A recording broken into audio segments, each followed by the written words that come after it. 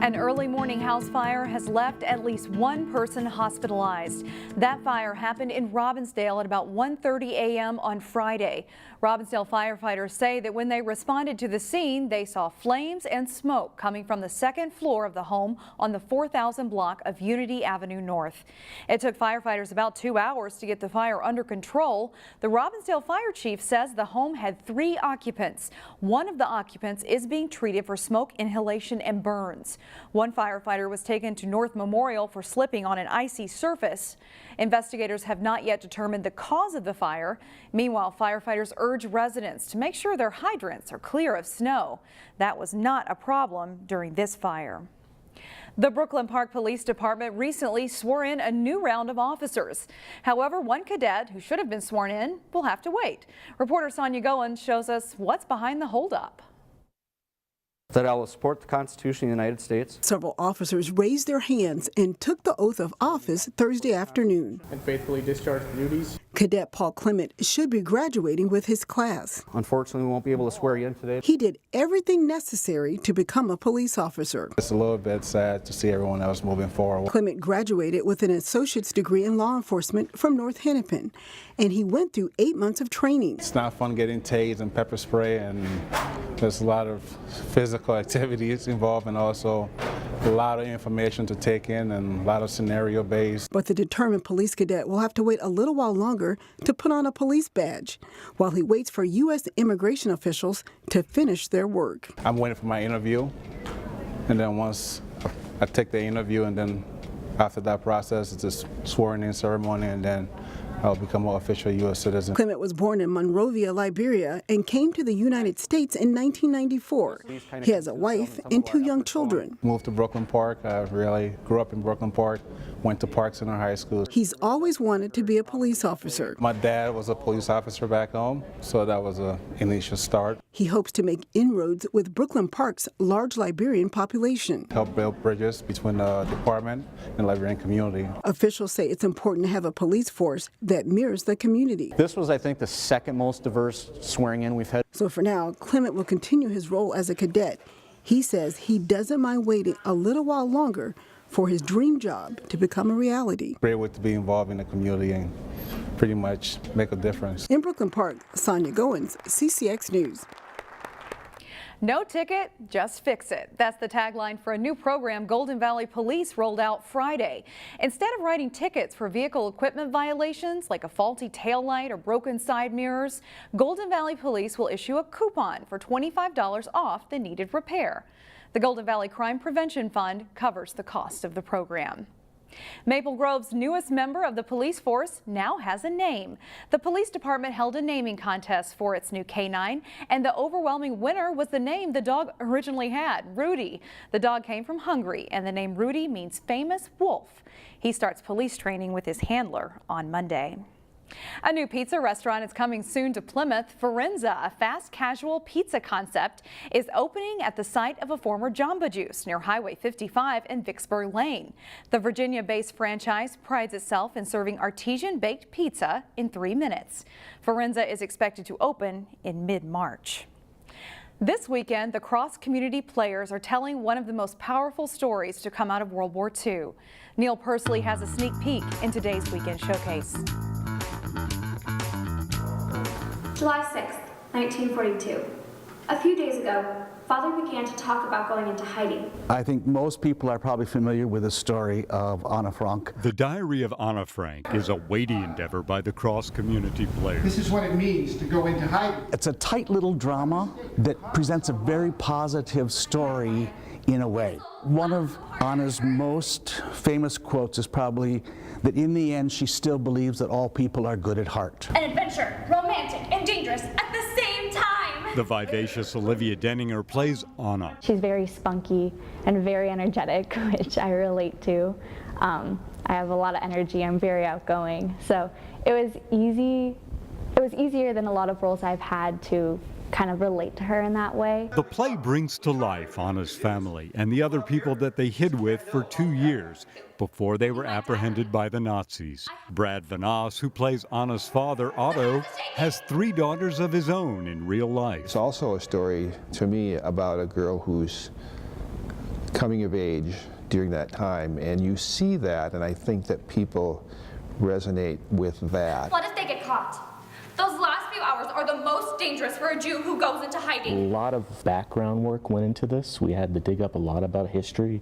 We brought in a dramaturg, which is a person to give us the history of the show. There's a lot of rituals, Hebrew rituals that are put into the show, and we wanted to make sure that we did everything correct. The show has its levity, but all within a very serious, intense construct. For Weekend Showcase, from Crosswinds Methodist Church in Maple Grove, Neil Persley, CCX News. The Diary of Anne Frank wraps up its run this weekend with shows on Friday and Saturday at 7:30 p.m. and on Sunday at 2:30 p.m. The super cold weather meant students had a tougher time getting to the 100th day of school this year, but this week students at Noble Elementary in Golden Valley did just that. Kindergartners celebrated all things 100 with lots of counting this week. You can catch this story and hundreds more all on our website, ccxmedia.org.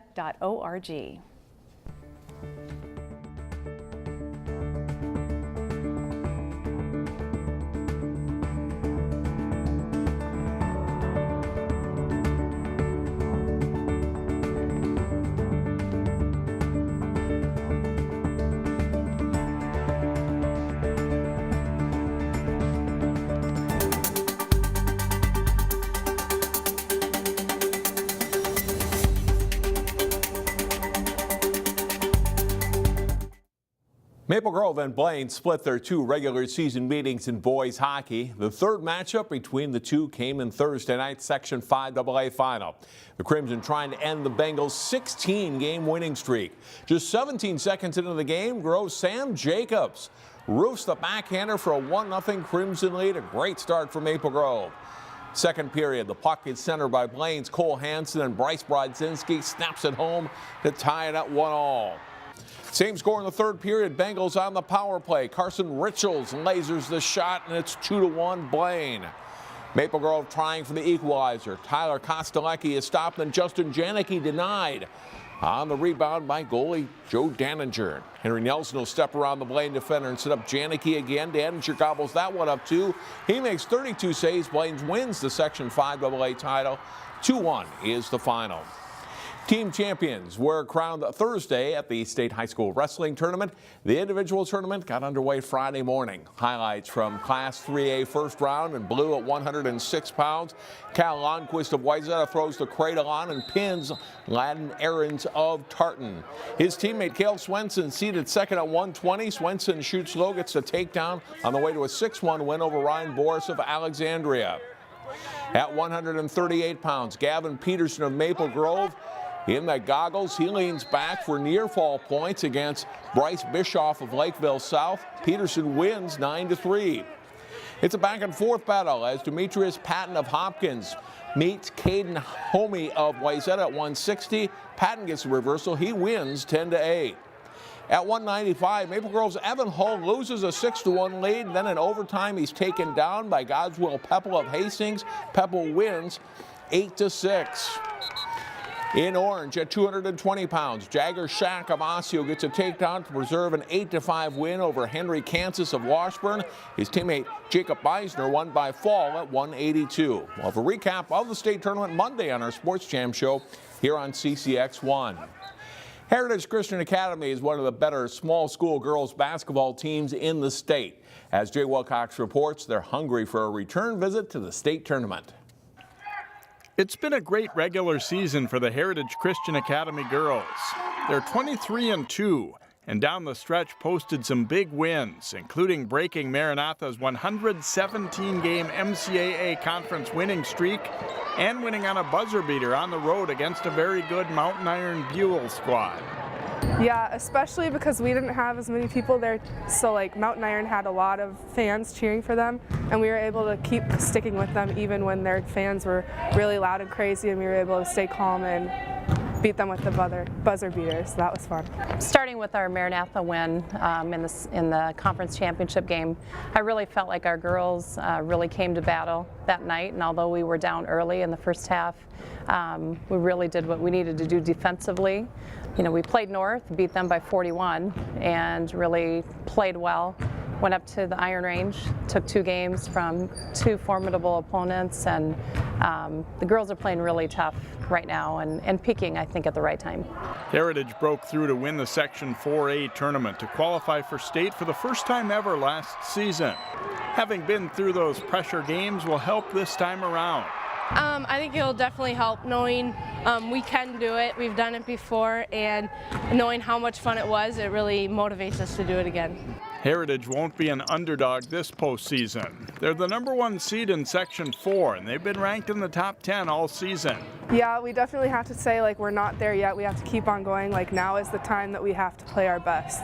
But we try to go into every game with the same mentality that it doesn't matter who you're playing, what day it is, it's still a game. You still got to go out there and do your best. We'll find out soon if Heritage is ready to make it back-to-back trips to state. Jay Wilcox, CCX Sports. Heritage hosts West Lutheran in the Section 4A quarterfinals Saturday night. That's all for sports. More news in a moment.